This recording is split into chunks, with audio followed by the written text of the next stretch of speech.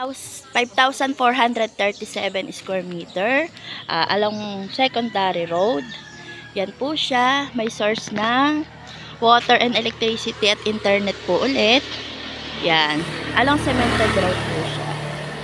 Yan. Full of fruit bearing trees. Marami po siyang coconut, dalanghita, may saging. Yan. Yan. May bakod po siya. Tapos may malalaking parang pinakapuno yung kanya mga pagitan. Ito naman.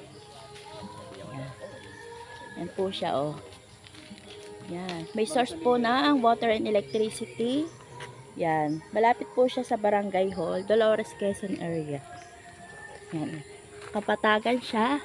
5,437 square meter. Yan. Ito yung mismong lote. Siguro po ang frontage niya ay nasa 70 or more. Yan po siya. Yan. So yan po. Saging.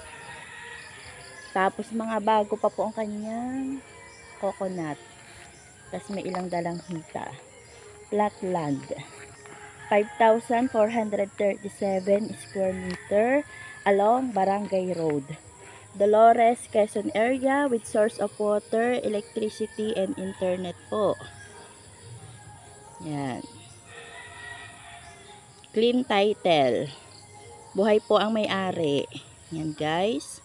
Avail na po kayo.